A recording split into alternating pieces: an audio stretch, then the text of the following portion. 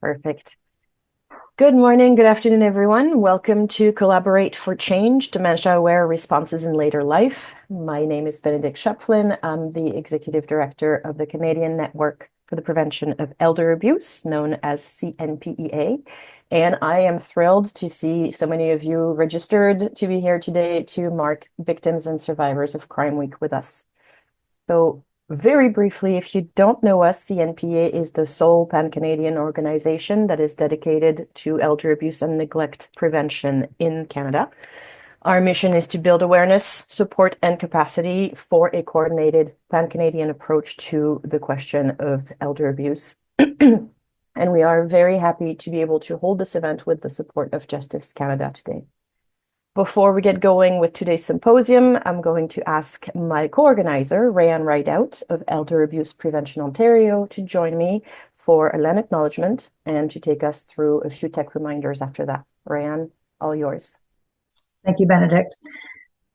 So we acknowledge that we gather on the traditional territory of a number of First Nations and acknowledge their stewardship of this land and its waters as protectors of its natural abundance throughout the ages. We seek a new relationship with the original peoples of this land that remains their home to this day. May this relationship be one of peace and friendship based in honor and deep respect.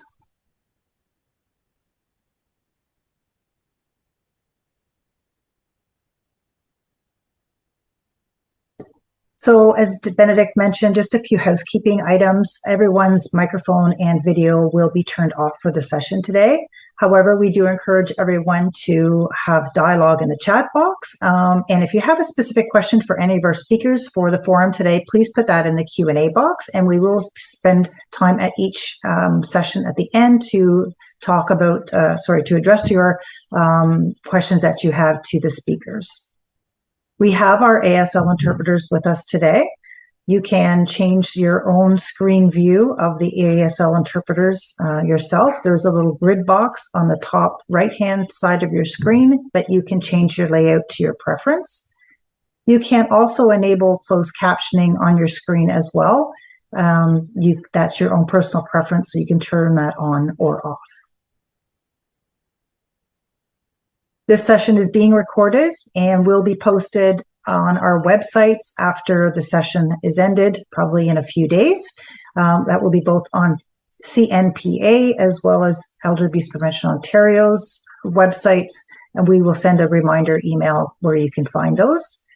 And lastly, just to follow up, we are asking for your evaluation. Your feedback is so important when we do these events. So you'll see a pop-up a pop-up that comes up with a link to complete it. We'll also send a reminder link with our emails follow-up to you, has the link that you can complete it as well. It only takes a few minutes, so we do appreciate your feedback in that. So as Benedict mentioned, I am assisting as co-host with the organization of the event, which is excellent. We always enjoy collaborating on these type of forums. So for those who aren't familiar with Elder Abuse Prevention Ontario, we envision Ontario where seniors are free from ageism and abuse, and where we advance the rights and protection of older adults. We do implement Ontario's strategy to combat elder abuse, and we have been doing so since 2003. And that is funded through the Ontario government under the Ministry of Seniors and Accessibility. So without further ado, I'll have Benedict introduce herself and take it from here. Thank you. Already did that, so we can skip this part. And I guess you know a little bit more about us, and we would like to know just a little bit about you before we get going. So we've prepared a very speedy little live poll to get a sense of who our audience is today. So we're going to trigger this right now and then give you a couple of minutes to answer 4 short questions. They're very simple, don't worry. Rayanne, can you trigger the poll? All right. So as you see, first question, we want to know the type of work you're doing. So do select your answer from the list. And if you do not see it in the list, I believe you have an other option.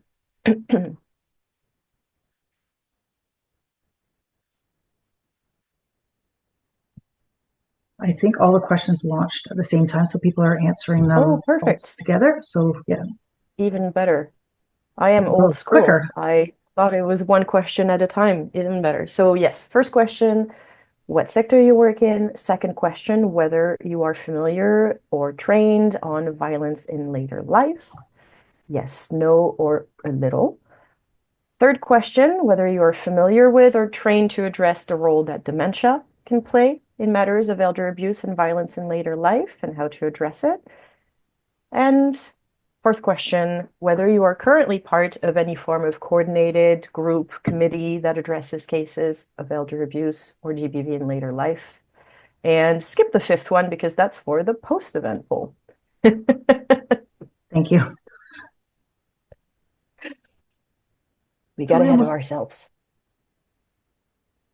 Okay, yeah, we're about 50% of participants answering. That's wonderful. Meanwhile, I'm going to have a look at the chat box, give everybody a second. I'm very excited to see we have people all the way from New Brunswick to Mexico to Alberta, Ontario. Great representation. Thank you so much for making it today. I know with the time zones, it can be a little bit befuddling, even for us.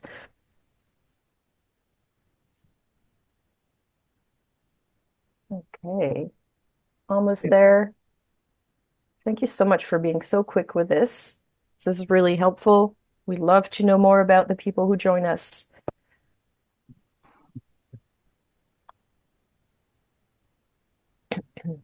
You just let me know when you want to stop it, Benedict. Sure. We'll give everybody one more minute.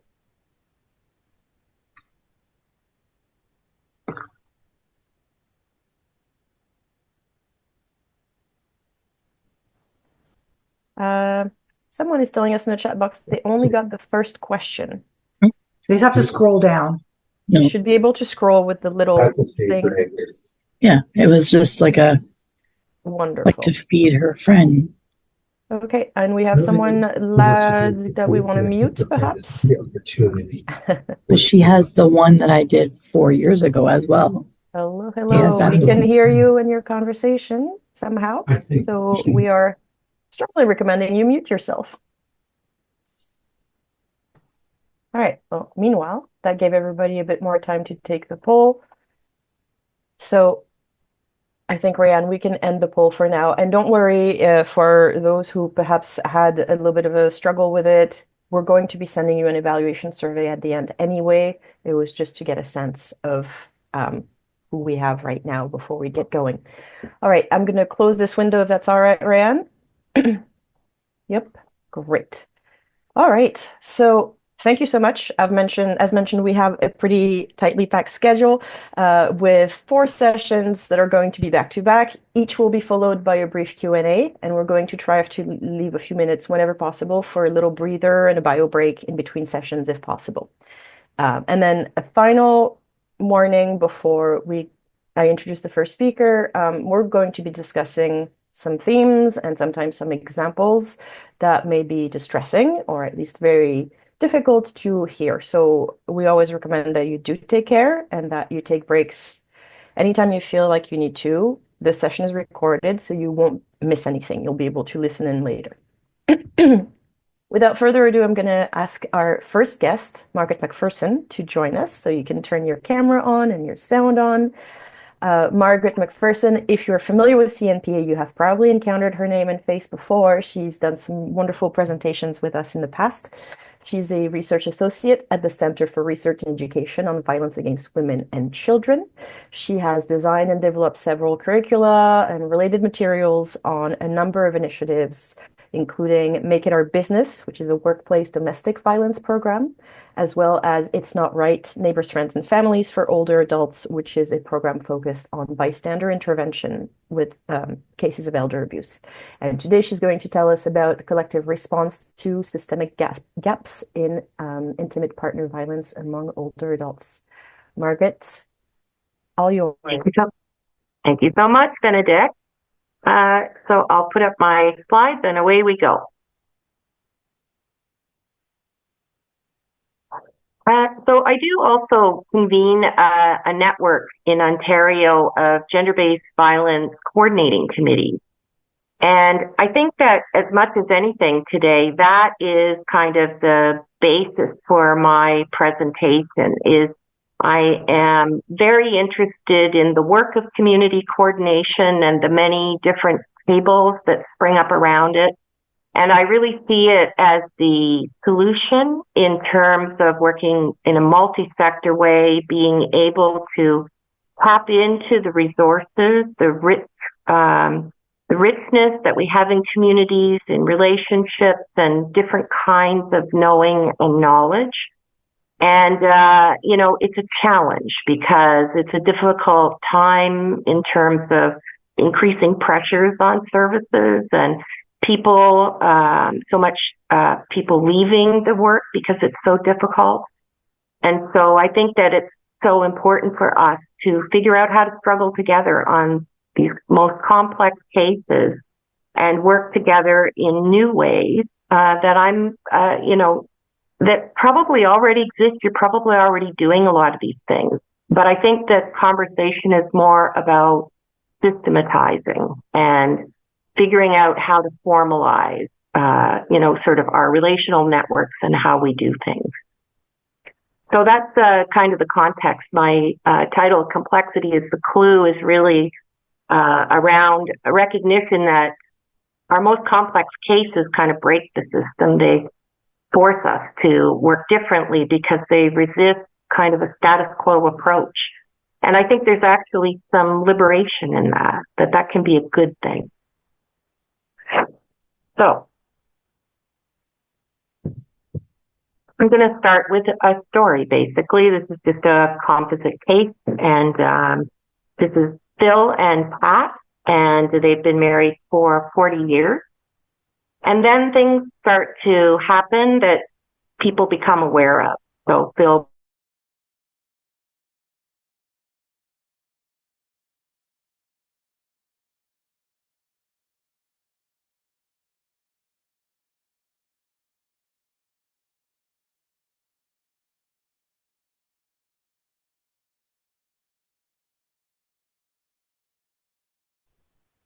a social worker visits and has also concerns about Phil's depression and actually, thinks that perhaps there's some suicidal ideation happening.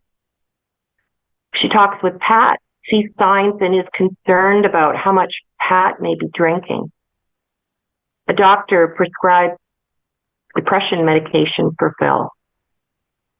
A PSW comes in 3 times a week, and in one of the visits, Pat tells her that she needs more help, that she can't manage Phil, and that her kids are estranged. They have an adult daughter and son, but they're estranged. Pat says she's afraid that Phil will kill himself. A care coordinator tries to talk to them about assisted living, but Phil refuses, even though Pat does want to talk about it. And finally, neighbors hear arguments and call police.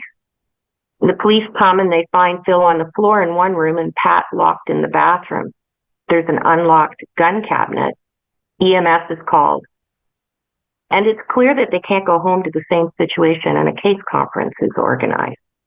And so what you see on the screen is just a sort of a picture of some of the people that might be involved in a call like this. And I want to start by saying that, we're not talking about people not doing a good job or not doing the best they can or even failing services. I think it's much more about our current structures and resources. And so each of those people around a case conference table, whatever it's called, are going to have their own orientation to the issue. And they will see the sort of a main issue and they will have a systemic focus. And so I'm not going to go through all of them, but just so that you have a sense, right, that everybody comes to the table with their own perspective of the issue. And there will be some similarities, but also some differences. And if we go back to the story and the timeline, what people at the table learn is that over the years, there's actually been police calls to the house for domestic disturbances. There's never been a charge laid, but there have been a lot of calls over the years. And we know that, domestic homicide is sort of a growing issue. Over the last few years, we've seen increases in older couples. And it is the death rates that are the hardest kind of proof that domestic violence is a significant gendered issue. That's also growing as the population ages. And I do want to say that, people of all genders experience and commit violence.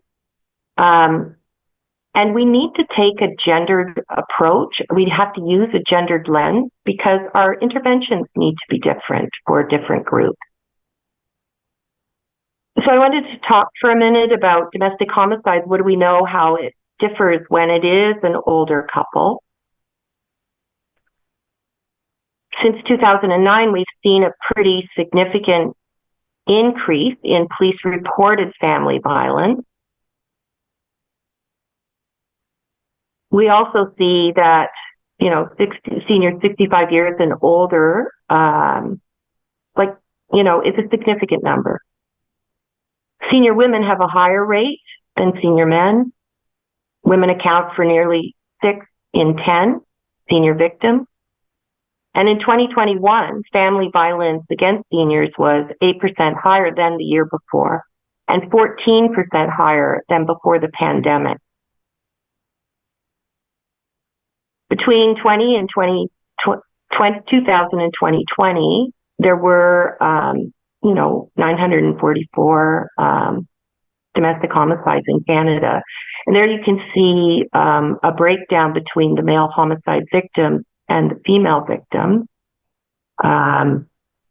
Significantly, domestic homicide accounts for like 18% of all older adult homicides. And 82% of the victims are female. And so that's why when we talk about gender-based violence, and especially when we're talking about the cases where there is the highest risk for lethality, it's most often going to be a female victim and a male perpetrator. Based on the analysis of a variety of studies, there are, things that we can discern about these cases. As I said, the older perpetrators are almost always male. Often there are pre-existing medical illnesses, and perpetrators can be the caregivers to chronically ill spouses. The person committing the harm may have a history of psychiatric conditions, mood disorders, depression, psychotic delusional conviction. Few of them have received any kind of psychiatric help. Mental illness at the time of the offense is quite common. Depression is noted in as many as 75% of the cases, which is incredibly high. And then you have other factors like adverse childhood experiences, past legal issues, stressful and or traumatic events shortly before the homicide. And in cases of older couples, they have the highest rate of homicide suicide. So you see if, the link between homicide and suicide is one that is not made enough. We need to do this more often, especially when the domestic violence is present in the relationship. So you can see that in younger perpetrators and perpetrators over the age of 65, there's also quite a significant difference in, some of the sort of the risk factors, the elements that are cited. Recent mental health issues is very high. Recent stressors, so life changes. Mercy killing really only shows up in older couples. And of course, we know with mercy killings that, they're anything but merciful. And the victim rarely has anything to say about it. So what can we do? I'm talking about complexity is the clue because it forces us to work differently. And so if we come back to this picture of a variety of people who will be around the table, and I think this isn't uncommon that gender-based violence services are not there. So we add them into the mix of people around the table. And they also come with their own lens on orientation to the issue and the focus that they bring to it. And so I think that what I want to suggest, first of all, is reading this case through a gender-based violence lens is a way to organize a table, to be able to think about what's happening with that as the sort of the primary orientation for everything else that's happening.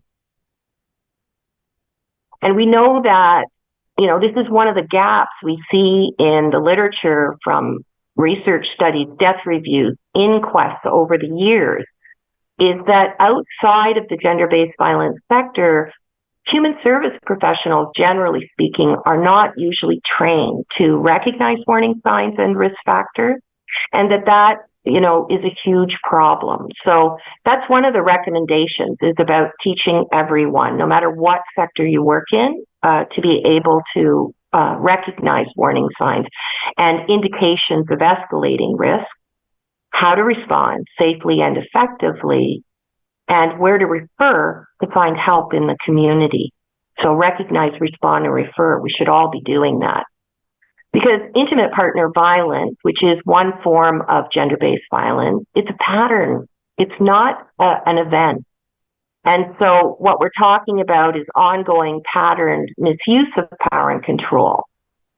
And if we focus only on what's visible now, the event, what we miss are all the things that shape a person's entire context for decision-making, the risks that are present, and survival.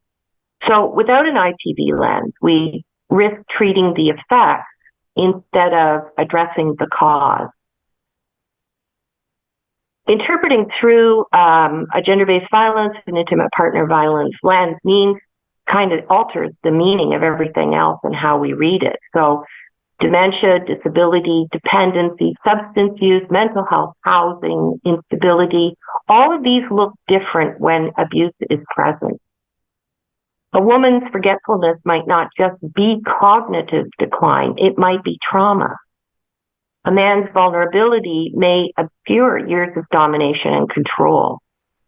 A refusal of service might not reflect informed consent, but more be about fear and coercion and just trying to stay alive. So if we don't center intimate partner violence, we're looking through the wrong lens and are in danger of acting on the wrong conclusion.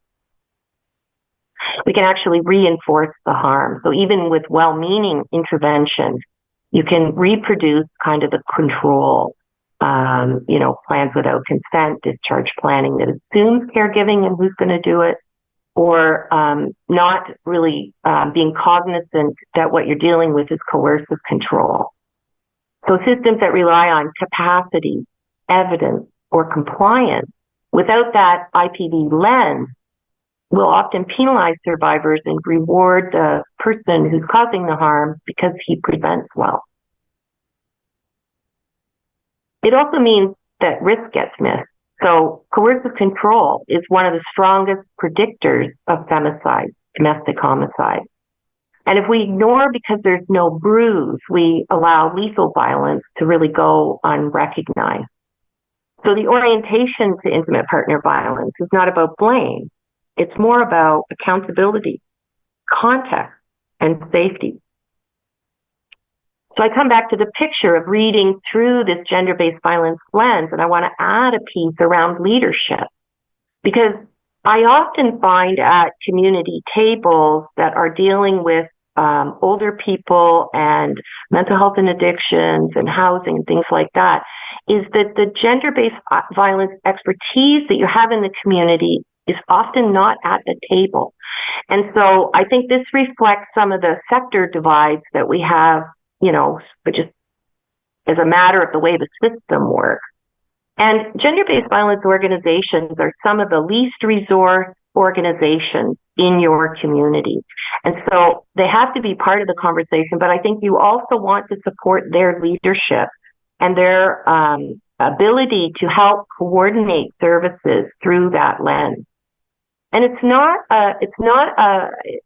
not about a hierarchical leadership.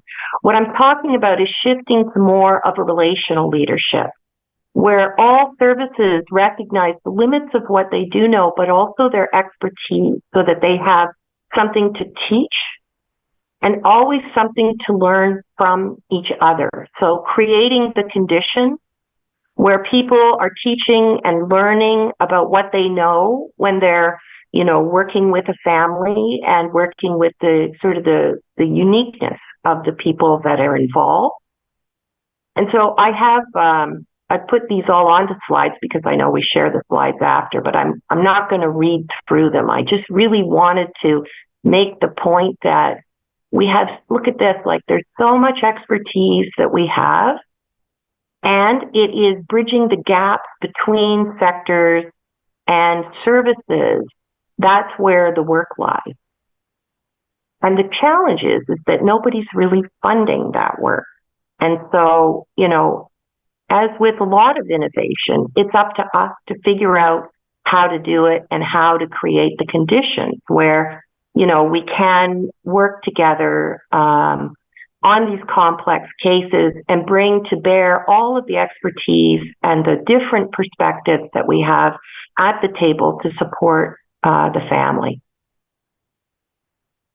The next sort of lens I want to add is about ageism, and you can see that covers everyone. Like, we all have things to learn, teach and learn, I think, about ageism, right? Older adults are not a monolith. And when we talk about older couples, and sometimes we talk about like from 50 onward, like that, those are generational differences. So we have to resist narratives that flatten older people into stereotypes.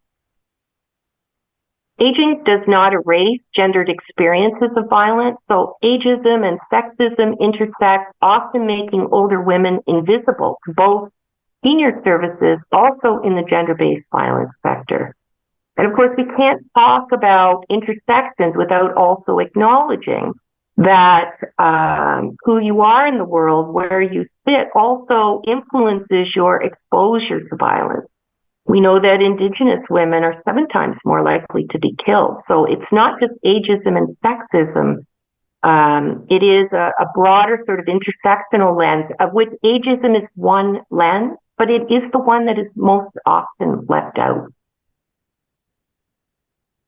Harm can be misread as inevitable, or assumptions are made that it's too late for intervention.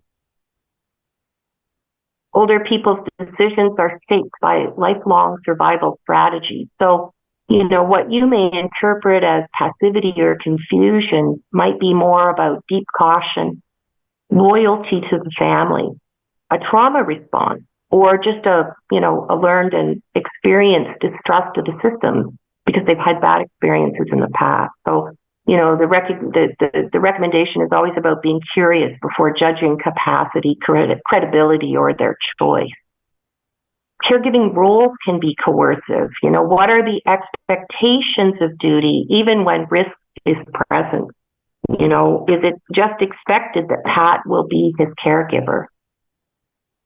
And capacity is not the same as consent. There's an over-reliance on visible cognition with an under-recognition of control that may be at play in the relationship. Older people deserve futures, right? It's never too late to be safe or to be seen. Your story has to be part of, this unique compilation of services that come together. It's the individuals at the center of it. That's why we put them at the center of it, that determines how to move forward. So I would add one more layer to it, and that is trauma and violence informed care. And I'm going to point to the QIP Healthcare as probably one of the best resources in the country. There's been millions of dollars invested in developing equity-oriented care for the healthcare sector, but it also applies really broadly to human services. And this is a Canadian innovation in trauma and violence-informed care. And I can also point you to the Public Health Agency of Canada. Look at that they have a website. If you just Google trauma and violence informed care approaches to policy and practice, it speaks to the need for us to be trauma and violence informed in our desire to be more equity oriented. And there's so many good resources that are available that don't cost anything. So this is one of them. And I think that one of the most important parts of adding the V, so trauma-informed has been around, this is why it's a Canadian innovation. Trauma-informed has been around for many years, and I expect all of you have been, well-trained in being trauma-informed. But we are not trauma and violence-informed in the sense that we are able to zoom out and understand that violence in relationships is not just an individual issue. It is a societal issue. And there are ways in which our society is structured that creates the conditions where violence and abuse become more likely. And so for many years now, there's been a recommendation that we have to develop an ecological approach to the issues. We have to be able to see how the dots are connected. Because if we just stay focused at the individual issue, then it is very easy for us to just categorize people as being good and bad and to put them into piles of victim and perpetrator and not really ever understand the underlying issues that call us into the situation in a different way. And so if I just think about Pat and Phil, I would say we need to talk about things like sexism, and the gender wage gap is the policy way that shows up. So that, Pat has worked at home her whole life. She has no pension. She's completely dependent upon Phil. Ageism, women over 50 have been excluded from gender-based violence research, global research. The National Action Plan does not mention older women, even though they are exposed to violence in ways that should make them one of the, the marginalized, in that category of marginalization. And then, I always have to talk a little bit about neoliberalism and unregulated capitalism, because it has a lot to do with the, the world in which we're living right now. And the thing about neoliberalism is it kind of sets us up to have that hyper-individualist focus so that we are riveted on the individuals and not thinking about the larger system. And of course, patriarchy, the idea, the man is the king of the castle. We are still living in that world in many ways. The business model, values and beliefs that structure human services. So there is no funding for community coordination or early intervention or prevention. That has a lot to do with the way in which our funding models are structured. Social norms that extend out from sexism. There's a lot of entitlement, feeling like you're entitled to be in control of the relationship. Assumptions made about caregiving because Pat's a woman, she'll be the caregiver. And I think here is where sectors working apart and not intersecting, growing up in isolation. We talk about siloing. This is a structural issue. Social norms like mind your own business. What goes on in a home is private. And a cascade of things related to untreated trauma, intergenerational trauma, violence in the home, adult children that are estranged now for maybe reasons that, we don't want to be blaming them for. And of course, at the individual level, we have untreated trauma. We don't know what their stories are. There are really no gender-based violence supports for older people. The dementia diagnosis is likely to be used to explain everything. At least that's what people tell me. It's kind of like everything else then goes, to the back. Pat has no pension. She's financially dependent because of a lifetime of caregiving that has not been valued. And of course, Phil's health is deteriorating, so their risk is increasing. And so we can't just talk about Pat and Phil without sort of being able to zoom out and understand that there are root causes at the heart of the issues that we're dealing with. It's never about the people. I just want to point to, this is a project that we're working on that the Canadian Network for the Prevention of Elder Abuse is leading. And we will be talking more about this in the future. We've developed a guide and tools around gender-based violence, older women, and ageism. And so that will be coming. And the reason that I'm pointing to this is just, we're living in a time where there's more awareness. And one of the things I really understand is that change is not linear, and that the focus that I'm talking about all the way through this is about relational models and valuing relationships, that understanding we are part of an ecosystem, and each person, each organization plays a critical part. And so working together is fundamental. Because complexity, as I said, it resists and refuses, to get in line, to beyond the assembly line of services. These complex cases ask for something different. So we do have to slow down and see differently. And it's critical to start from this person, Pat, Phil, not the protocol, not the event. Understanding that we all have limits, but also contributions